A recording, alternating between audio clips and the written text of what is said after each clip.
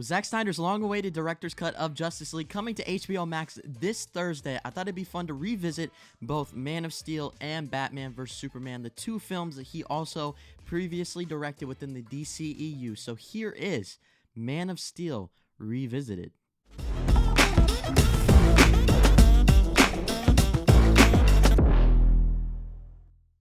Welcome back to the party, everybody. My name's Jaren and I talk movies, and if you want to follow along with me on my journey of my ups and downs through the film industry, consider hitting that subscribe button and turning on that bell notification to get notified every time my brain grows just a little bit bigger. Before I get into my thoughts and my review of Man of Steel, make sure to comment down below and let me know if you like this movie or if you don't. Where does it rank compared to Zack Snyder's other films, as well as what is your favorite Superman adaptation?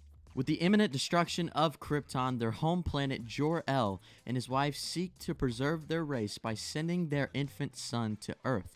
The child's spacecraft lands at the farm of Jonathan Kent and Martha, who name him Clark and raise him as their own son. Through his extraordinary abilities have led to the adult Clark living on the fringe of society, he finds he must become a hero to save those he loves from a dire threat. So currently on Rotten Tomatoes, Man of Steel is sitting at a 56% critic score, but a 75% audience score. So audiences definitely like this movie more. And then you head over to Metacritic, and they gave it a 55%, but with audiences giving it a 7.5 audience score. So pretty much very, very similar grades. So it's obvious that going into this film, many critics came out disappointed, maybe shook, maybe kind of thrown off by the approach of the story, because honestly, this is a very, very different story and a very different adaptation than you would ever think you'd see of a Superman film. When you normally think of Superman, you think very warm and very vibrant and upbeat and positive.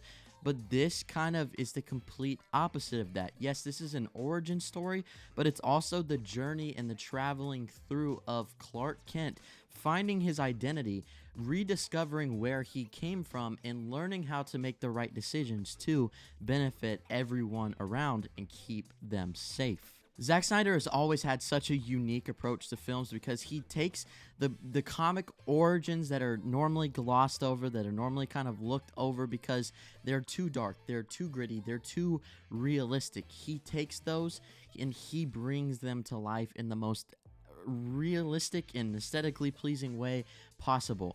His style is not for everyone. It wasn't for me for quite a long time. In fact, when I saw this movie back in 2013, young Jaren was not a fan of Man of Steel. I was used to the Christopher Reeve adaptation. I'd also seen Superman Returns a few years earlier, and that was my Superman. That was the version I really liked. I didn't understand the approach they were going for, and at my young brain, at my young age, I didn't understand or wasn't able to process anything that was going on in the movie. Man of Steel stars, of course, Russell Crowe as Jor-El, Henry Cavill as Superman Clark Kent, Amy Adams as Lois Lane, both Diane Lane and Kevin Costner as Jonathan and Martha Kent, and also Lawrence Fishburne. This has a really, really good cast for a Superman movie. Zack Snyder has always been a very controversial director just because the approach he takes with his films. Before this, he did Watchmen, he did 300, he did films like Sucker Punch, which is very, very critically kind of hated on and crapped on. So he's never been someone who is just... He feeds into the energy of the critics. He gives the critics what they want. A lot of the times when it comes to ambitious directors like this, who only want to bring forth an adaptation that is the most true to the comics and the source material, it's gonna push a lot of people away because the stories he's wanting to tell, the versions of these characters that he's wanting to portray, are not the most popular among critics, among audiences who go to see them. So it's kind of a known thing that through his entire career, he's been fighting with the critics and trying to make them understand his style. But as you can see with Man of Steel, still to this day, plenty of people do not. Man of Steel got a low grade on Rotten Tomatoes. Batman vs. Superman got an even lower grade. They just can't handle his execution. And like I said, when I was younger, I watched this film. I didn't understand what was going on. I thought it was very boring, and I didn't like the approach of getting this origin that was so dark and heavy and raw, But now, the more I've watched it over the years, the more I've grown to love cinema as a whole. Every single time I go back and revisit this movie, I'm absolutely blown away by the scale of it all, by the realism, and just by the most believable story of a superhero that can be told on the screen. I couldn't have imagined a more perfect way to kick off this film than to have it on Krypton, really learning about what the world looks like, how the government approaches things, and just seeing how it was begun to be taken over. They were losing control of the civilization and the integrity of it all, so everyone's trying to find their way out. And obviously you have Russell Crowe as Jor-El. Him and his wife, they're about to have their son, but they realize that their world is collapsing around them. And on top of that, you have his brother, General Zod, who is only there to take advantage of the situation and make this opportunity one for himself to gain control and become sort of a god of the planet. He very much has this god complex, and when they come to odds, that's when things start to get really, really bad. I was never a fan of Krypton, how it was portrayed in previous adaptations of the film. In fact, I get it that the original one with Christopher Reeve was released in 1978, so graphics were nowhere near as close and as good as they are today. They were very limited on what they could do, and because of that, a lot of everything that happened on Krypton was very campy, but it also played into the charm of the film as a whole, which was very campy and light at the time. So I was able to overlook it, but that was also not the main focus. That's not the reason I watched those movies. It was more so for seeing Superman do good deeds around Metropolis and so on. But I love the fact that they stress the importance of fleshing out where Superman comes from first, because the entire film and identity that this film carries and the story that is on its shoulders the entire way through is the fact of Clark coming to sense of reality, where he came from. It's like an adopted kid who wants to find his birth parents. There's immediately that curiosity that sparks, especially when his father reveals what he's truly capable of, his powers when he's going through things and he's just kind of reacting the worst ways at school and getting bullied and all this stuff. His father has to take that moment to really approach it and explain to him why he's feeling the way he feels. We've seen it in previous adaptations, but I think that the way it's all fleshed out here is better than ever before. Like I said early on, this is a very humanized and realistic and grounded approach to telling the story of Superman. And I really appreciate the fact that they just don't have him in the suit immediately and he goes off and he starts doing good deeds. He's got to find himself. He's got to find what he can do and what he wants to use his special abilities for, because he could easily use them for good or he could go in the direction of bad. So there's that constant push and pull of him coming to terms with his reality, stressing over every single decision he makes, how it can affect the people he loves most. Obviously, after he finds out, he has to live for so long in secret, knowing that he has these powers and doesn't know what to do with them, to the fact that he even has to let his own father die. That was one of the most heartbreaking moments in this film, knowing that his father on Krypton has already passed away. Yes, he's still there as guidance, but at the time he passed away, he never got to meet him in person. And now he has to sit back and watch his earthly father, played by Kevin Costner, pass away, because it's not time for him to reveal what he can do yet to the world. His father felt it was more important for him to stay back, keep himself reserved, and learn about himself before he shares that with everyone else. It was heartbreaking, but powerful at the same time. There's rarely this much humanization in a superhero origin story. Everyone could say that we've seen this story and we've heard of it a million times. Whether you've watched the previous adaptations, whether you've read the comic books, it feels like every new Superman story always starts off with the same origin, maybe just approached in a different light. But this is the most believable and the one that really, over the years, as I continue to watch it, I've continued to connect with. I couldn't imagine anyone else playing Superman now besides Henry Cavill, and the fact that he's not coming back anymore, from what reports have said, is really saddening to me, because you could tell he was super passionate about the character. In fact, he made very many executive decisions and requests in the process of the film. Before we really see him in all of his superhero action, we see him trying to balance his life just as Clark Kent, while also hone in these powers. And so there's many moments to where he has to use them to save people in dangerous situations, and he takes his shirt off. And a fun fact is, Henry Cavill stressed importantly that he didn't want any CGI, airbrushing, or touch-ups to his body, that he just wanted to get jacked instead and show that as realistic as possible, as well as him having a fascination with keeping a hairy chest. We'd never seen that in superheroes prior, especially not Superman, and while it seems like a very funny request, he had actual comic book material to back him up, because apparently in the run of the Death of Superman comics, he has a hairy chest in those. So he took that to Zack, and he's like, this is the way I'm doing it. If you don't like it, well, lump it, because that's what I'm doing. And so he kept the hairy chest, and that's one thing that he'll always be notorious for, even though that was different in films after this.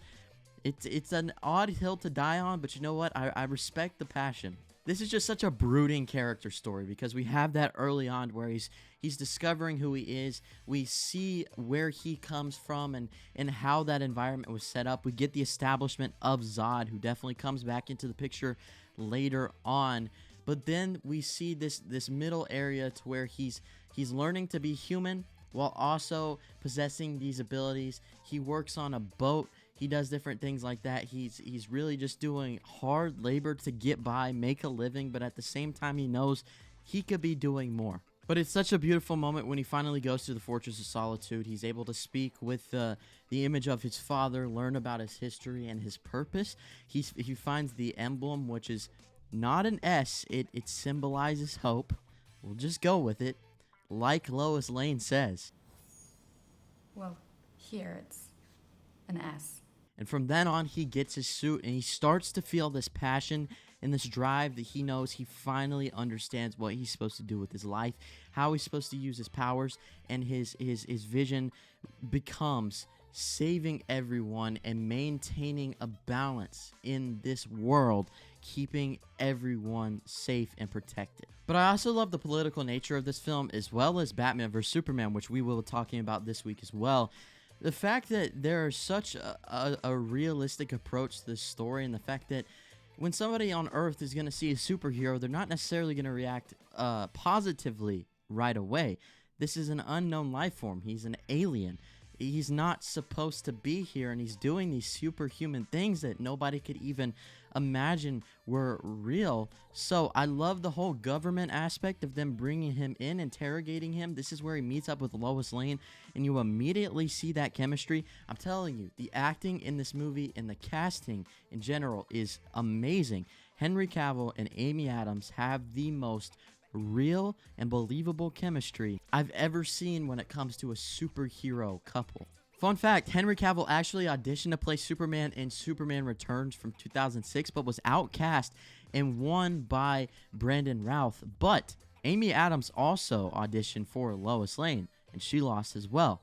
Well, they got their comeuppance in this film, because I think it was perfect timing that they were cast in this film, that they didn't get the role in that previous film. As we know, that one was very mediocre. It didn't do what a lot of people hoped it would do. So long people were trying to find the identity of Superman again, because since that original 1978 film with Christopher Reeve, and even Superman 2, there had been this struggle with identity, this identity crisis, that nobody knew how to approach Superman.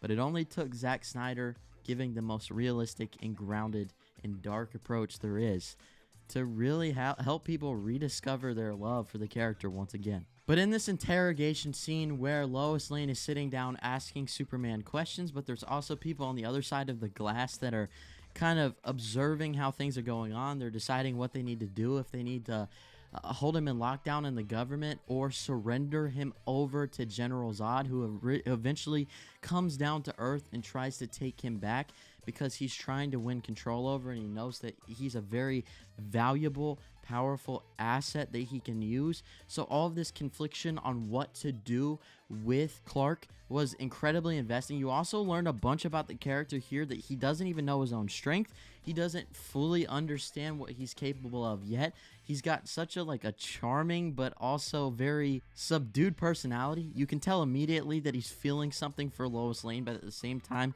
he doesn't know exactly what that is yet. So it's a very awkward but very important scene for the characterization of both Clark Kent and Lois Lane. But of course, probably the most memorable part of this film is the end battle when he's fighting Zod. They're destroying the city. Obviously, that's exactly where Batman vs. Superman picks up. But you see that in this moment, you begin to realize that Clark still is so immature and unaware of the approach he needs to take and the abilities he has. So he makes the wrong decisions a lot of times. And he does things that puts people in danger when he's really thinking of the most people instead of the people that he's closest to that he could be hurting.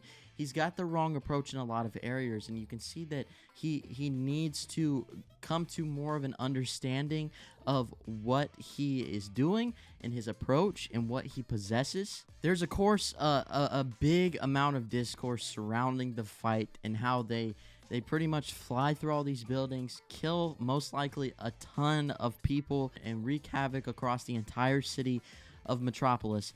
People see him as a villain. People see him as someone who's not trying to help. He's just as much of a problem as this evil alien that has just come down in Zod.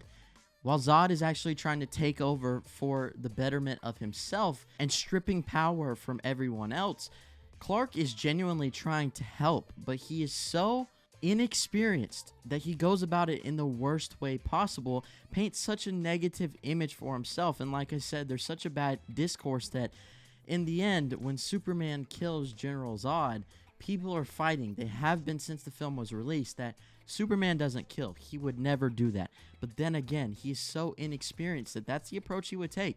Why wouldn't you kill someone like that who was causing so much danger and wreaking so much havoc among the people you love? Why wouldn't you kill them?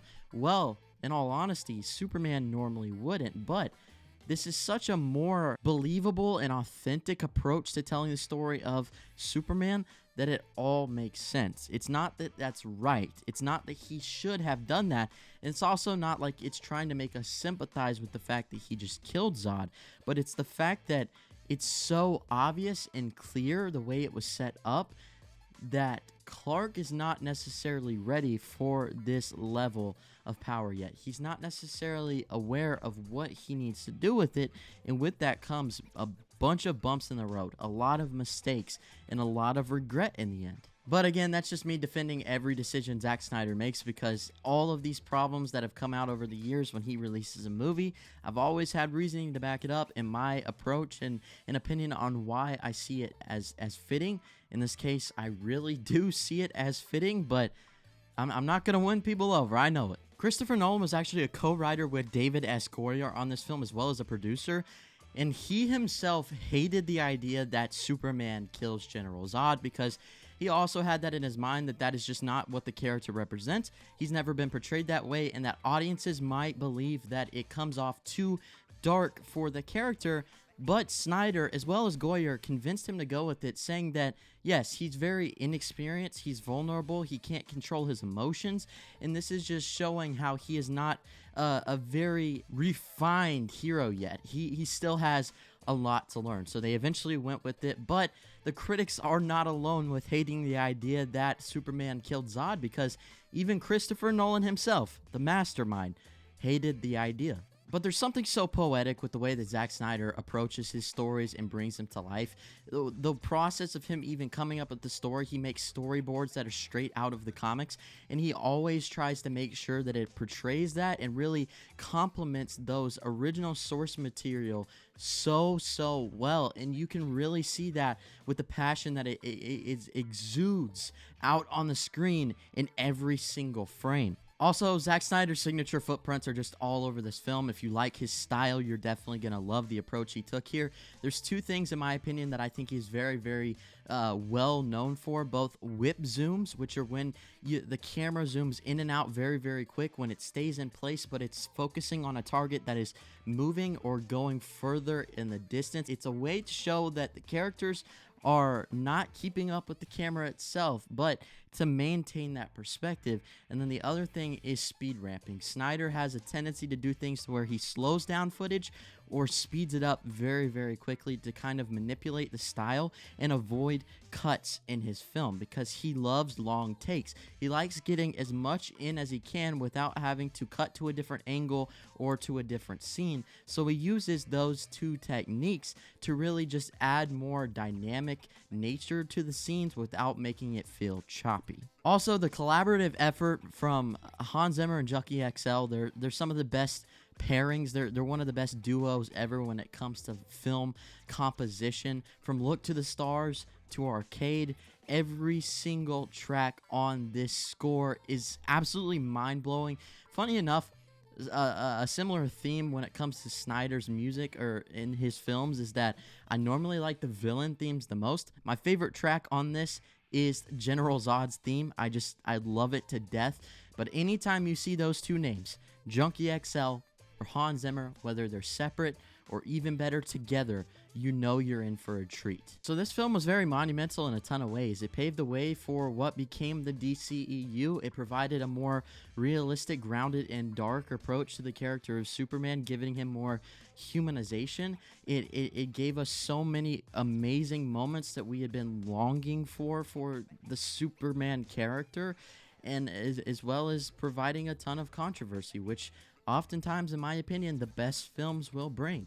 I don't have many problems with this film. I could argue that it's a bit too long, but the thing is, it was meant to be longer. Snyder is known for his spectacle films. He's known for the length and going all out because he stresses so much of an importance on characterization and depth and really fleshing out every single arc to its fullest potential. He likes to include all the fat because he says even the dark spots still complement the overall narrative so well. So I've never had a problem with the length in his films, but sadly, audiences just don't always react to that as well. And as you can see with this film, it didn't have the best reaction from critics.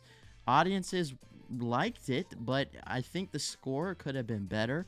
But I really feel like as time passes, people are beginning to find more of an appreciation for it, including myself. And overall, it just did something for the character that I never could have imagined and made me like him more than I had ever liked him before. Henry Cavill is my Superman, as cheesy as that might sound.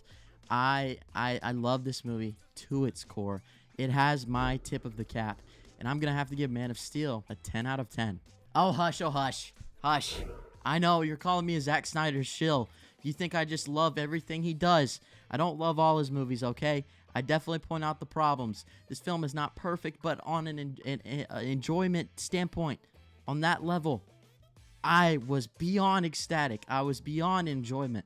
I love this movie so much. It had my investment the entire way through, and I truly believe that if you've been hesitating to go back and rewatch it, definitely go rewatch it before you see Zack Snyder's Justice League, and maybe give it a different chance. Go into it with an open mind and just really absorb everything on the screen, because I'm telling you, there's a lot to love there. But guys, thank you so much for watching me revisit Man of Steel. I can't wait to go on this journey with you guys until we're leading up to Zack Snyder's Justice League. Next up is Batman vs. Superman Ultimate Edition. But as always, make sure to comment down below. Let me know what you think about this film, about the review, but also make sure to leave a like on the video and subscribe if you haven't already, and turn on the bell notification to get notified every time I post a new video.